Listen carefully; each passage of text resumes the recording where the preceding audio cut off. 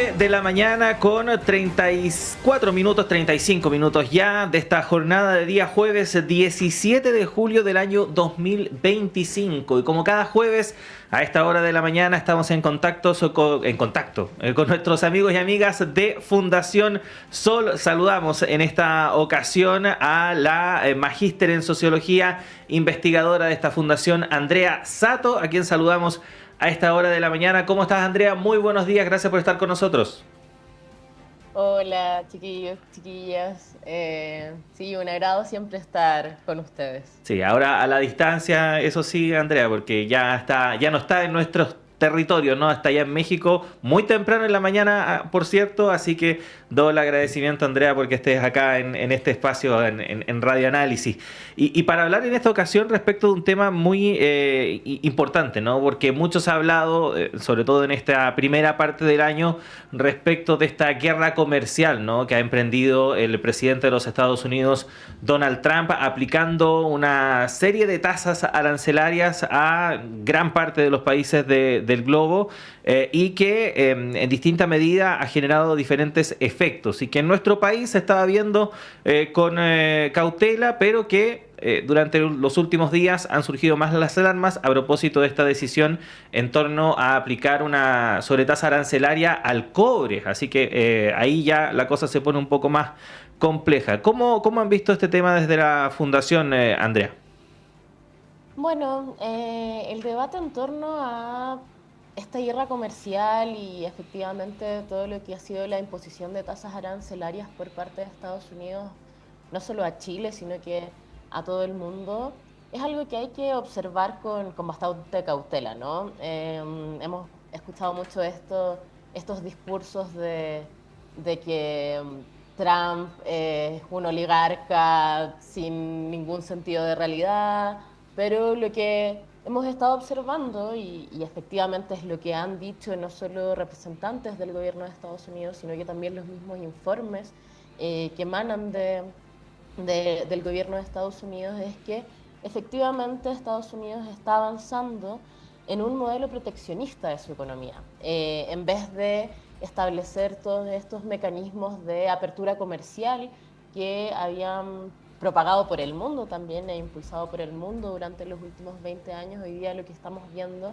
es un modelo proteccionista de la economía, y lo que responde claramente a esta tasa arancelaria que impone a Estados Unidos, que supuestamente debería empezar para inicios de agosto para Chile y todos los países que le exportan el cobre a Estados Unidos, de 50%, ¿no? Aquí es importante mencionar que el gobierno de Estados Unidos y Donald Trump y el vicepresidente también del país ha hablado de que es necesario establecer medidas de aumento de arancel del cobre para fomentar principalmente la producción interna de Estados Unidos y dejar de depender de terceros. En ese sentido, es interesante observar cómo este modelo económico de apertura comercial, que supuestamente había significado eh, un gran progreso y desarrollo y crecimiento para principalmente los centros económicos globales del mundo, hoy día parece ser una estrategia que no quieren seguir y están buscando volver a mecanismos proteccionistas de su economía. En ese sentido es súper interesante, Claudio, poder también establecer estas, estas miradas de largo plazo, en donde parece ser que siempre hemos estado como relacionados con una economía de apertura comercial, pero si lo observamos bien a fondo, países como Estados Unidos, países como Inglaterra y en general la Unión Europea han protegido sus economías en procesos de crisis y han fomentado que los otros países mantengan abiertas sus economías mientras ellos se protegen, mientras estas economías siguen siendo fuertes. Y hoy día, en un contexto de crisis, de cambios de hegemonía, en donde se está viendo que países que no habían sido históricamente hegemónicos y que no habían tenido el crecimiento económico que habían tenido los países centrales, como lo es el caso de India, como lo es el caso de China, hoy día se vuelven a estos mecanismos bien siglo XXeros, ¿no? Para proteger las economías de estos países. Y claramente la línea de los aranceles a las importaciones va en esa misma dirección. Estados Unidos está buscando proteger su economía, está buscando fomentar su producción interna y claramente dejar de depender de las materias primas de especialmente las periferias globales. Ujú. Sí, quizás eso es lo más interesante y llamativo de analizar en torno a todo lo que está ocurriendo a propósito de este tema en el último año, sobre todo tomando en cuenta las características, ¿no? Del país que la impulsa, Estados Unidos, como tú bien mencionabas, Andrea, el gran impulsor, ¿no? En su momento de esta política de economías abiertas, ¿no? Sin fronteras, que se conoció como la globalización y que hoy en día vuelva a políticas que también Estados Unidos en su momento implementó en el pasado para hacer frente, ¿no? A esta reorganización mundial, ¿no? Porque también hay un poco de eso en torno a este tema. Y la pregunta es si es que esto es efectivo pensando en los primer lugar respecto de los intereses de Estados Unidos y tomando en cuenta las características que tiene el mundo hoy en día. ¿Es realmente, o tiene futuro, por decirlo de alguna forma, esta política que impulsa Trump o es una suerte de política más relacionada con las características personales de el actual presidente de los Estados Unidos? Bueno, es difícil hacer como aquí futurología con respecto a cómo va a funcionar o no. Lo que sí tenemos certeza y que podemos como evaluar en términos de datos y en términos de análisis de los últimos años, especialmente de la última década, es cuestiones bien concretas. Lo primero es que la importancia comercial de Estados Unidos sobre las exportaciones de Chile y especialmente las exportaciones de cobre, que es gran parte de nuestro Producto Interno Bruto, han disminuido en los últimos 15 años. Hoy día nuestro principal socio comercial es China. Eso no es nuevo, no aparece hoy día en la administración de Trump, sino que se ha consolidado nuestro principal socio comercial como China ya durante la última década.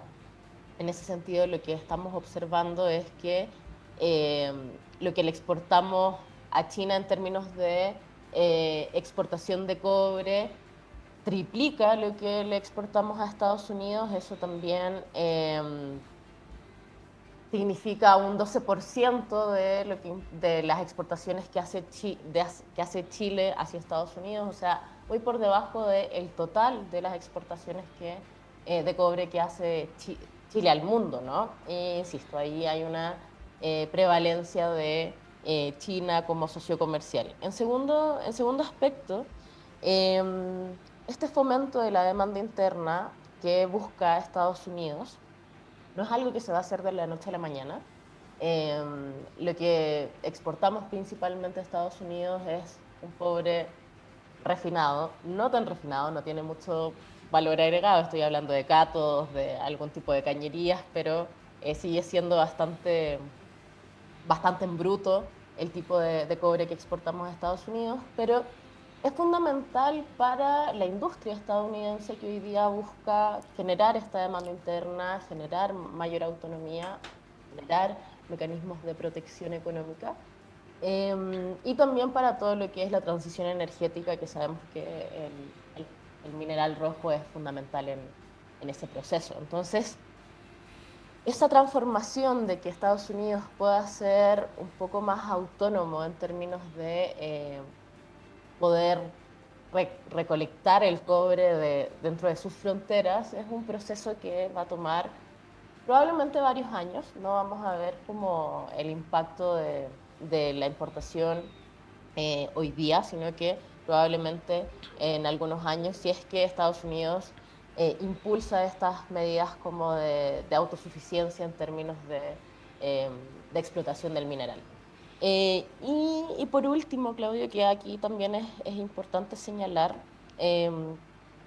Estados Unidos no solo va a tomar años en poder como igualar lo que importa desde Chile, sino que también estas tasas arancelarias em, pueden ser bastante marginales en términos de impacto por la política de impuesto de importación que establece Estados Unidos.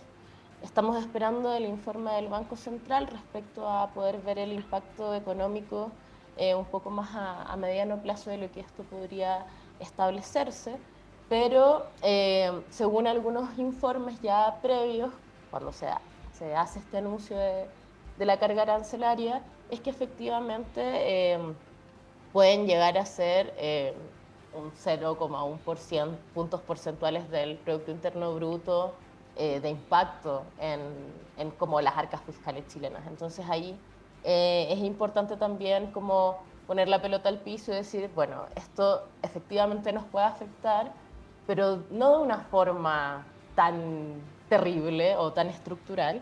Puede haber un impacto, pero este impacto negativo puede ser muy acotado también. Entonces, aquí también yo creo que lo interesante es poder también evaluar las formas en las que la matriz productiva en Chile se ha relacionado, ¿no? Con las formas en que se crean empleos, la forma en que la gran minería aporta gran parte del Producto Interno Bruto al crecimiento del país y cómo también seguimos siendo bastante dependientes de las políticas exteriores, ¿no? Hoy día estamos viendo que Estados Unidos es un socio comercial relativamente débil, pero no sería la misma situación si China hoy día empezara a pensar en tasas e impuestos arancelarios para sus principales socios comerciales, ¿no?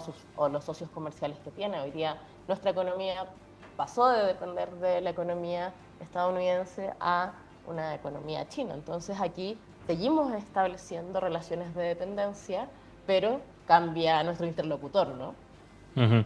Sí, ese punto, Andrea, es bien interesante y de hecho te quería preguntar al respecto de eso, porque durante muchos años se ha criticado la manera en la cual nuestro país se ha adaptado, ¿no?, a este escenario de economía global abierta, ¿no?, respecto de esta apertura quizás excesiva en torno a una serie de tratados de libre comercio, algunos de ellos que en su momento fueron impugnados y se debatieron bastante, como por ejemplo el TPP-11, que finalmente después terminaron por aprobarse de todas maneras. Y durante ese tiempo se advirtió respecto de esta situación, de que en el fondo Chile estaba, por así decirlo, entregándose mucho a lo que pudiese pasar respecto de decisiones que se tomen en el extranjero y que quedaba un poco desarmado, ¿no?, en caso de cualquier eventualidad o cualquier disrupción a nivel global. Bueno, esa disrupción actualmente llegó bueno, en el caso de Estados Unidos, pero el escenario que plantea con China sería totalmente distinto. ¿Cómo debería afrontar nuestro país este cambio, ¿no? Porque ya todo el mundo también habla de que estamos frente a un cambio de paradigma, ¿no?, respecto de cómo se están concibiendo las relaciones económicas y las relaciones internacionales. ¿Cómo deberías afrontar Chile este nuevo periodo? Bueno, algo que quiero mencionar como bien interesante también es que estos acuerdos comerciales, tratados de libre comercio, tratados bilaterales de inversión, estos grandes acuerdos que conforman también varios países como lo es el TPP-11, con este tipo de políticas que está levantando Estados Unidos quedan sin ninguna validez, ¿no? El primer punto de los tratados de libre comercio para Chile es disminuir las tasas arancelarias específicamente del cobre, ¿no?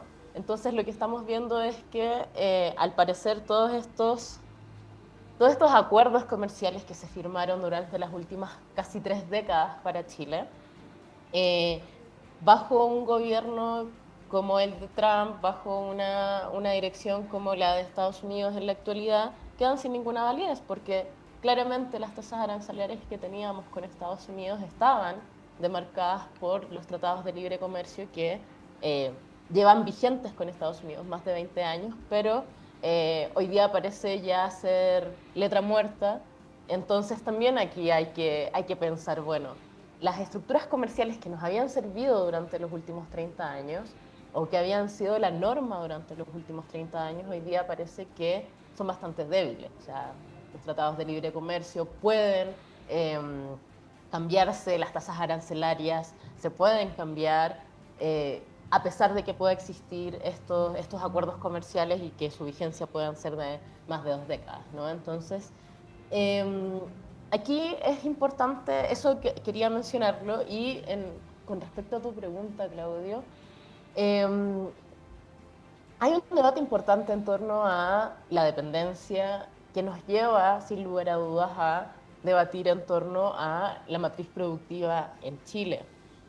Hoy día lo que observamos es que no solo el cobre y todo lo que es la actividad minera aporta más del 60% al Producto Interno Bruto en Chile, sino que lo que también estamos observando es que el 76% de la producción de cobre principalmente está en manos de privados y que el aporte de la gran minería no supera el 3,3% de la recaudación de impuestos en Chile. O sea, estamos observando un modelo, especialmente en el cobre, que está en manos de privados de manera importante, a pesar del control que pueda tener Codelco, pero que está en manos de privados. Estamos hablando de Antofagasta Minerals, estamos hablando de Anglo Americans, estamos hablando de BHP, grandes mineras que hoy día tienen el control sobre la producción del cobre, ¿no? Además que no aporta de manera significativa la recaudación de impuestos. Esto implica que una actividad que destruye el medio ambiente, que es altamente intensiva en capital, pero que finalmente no tiene un correlato en colaborar en la estructura impositiva de Chile. Chile está recaudando muy poco de esta actividad extractiva, ¿no? Y gran parte de los beneficios van hacia el exterior. En este sentido, Claudio, es sumamente importante, primero, establecer un modelo impositivo, avanzar en un royalty minero real que grave al gran capital, recuperar control sobre no solo el cobre, sino que todo lo que implica la extracción de bienes comunes naturales. Hoy día la estrategia nacional del litio es algo que todavía está en bastante nebulosa respecto a cómo va a funcionar, especialmente en su estructura impositiva. Y se siguen priorizando los mercados extranjeros y los espacios de producción extranjera sobre el control de los minerales en Chile, ¿no? Entonces acá hay un debate, es un debate importante que tiene que ver con control, que tiene que ver con autonomía, que tiene que ver también con un proceso industrial para Chile. Chile se ha especializado en los últimos años en la extracción de bienes comunes naturales primarios extractivos, en donde finalmente somos expertos en eso, pero no hemos generado otro tipo de economía, por ejemplo, con mayor industrialización que permita mejores salarios. Esto es una gran cadena en donde si tenemos una matriz productiva mediocre que solo se dedica a la extracción de bienes comunes naturales en un modelo donde hay poca carga impositiva, en un modelo donde finalmente también hay una alta cantidad de trabajo externalizado. Hoy día estamos hablando de que el 78% del empleo minero es empleo externalizado, con una mediana salarial de 1.000.000 de pesos, que claro, en términos comparativos es muy alto, pero cuando vemos, por ejemplo, las ganancias de la transnacional australiana de BHP, vemos que están con utilidades de casi 7.000 millones de dólares, ¿no? Anuales. Entonces, claro, estamos generando una matriz productiva mediocre que genera empleos externalizados con bajos salarios a un muy alto costo medioambiental y que finalmente está dedicado a las transnacionales y a las ganancias del sector empresarial privado, ¿no? Entonces aquí hay que pensar en autonomía, hay que pensar una nueva matriz productiva que genere mejores condiciones de trabajo, mejores condiciones de empleo y que no sea totalmente dependiente de los mercados internacionales. Andrea Sato, magíster en Sociología e investigadora de Fundación Sol, como siempre, muchas gracias por haber estado con nosotros y nosotras y te esperamos pronto, así que un abrazo, que estés bien. Gracias, Claudio. Un abrazo ahí todo el equipo. Nos vemos. Nos vemos. Gracias, Andrea.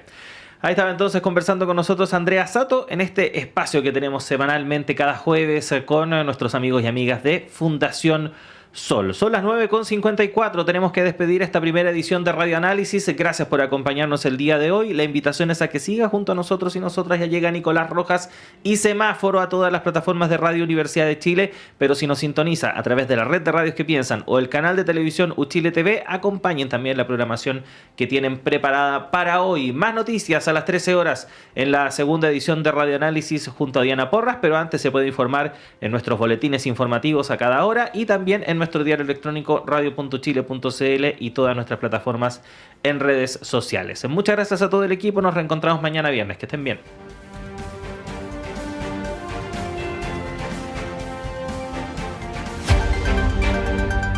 El Departamento de Prensa de Radio Universidad de Chile presentó primera edición de Radio Análisis, lo más relevante de cada jornada informativa con noticias, comentarios, análisis y entrevistas en una transmisión en línea con las radios que piensan.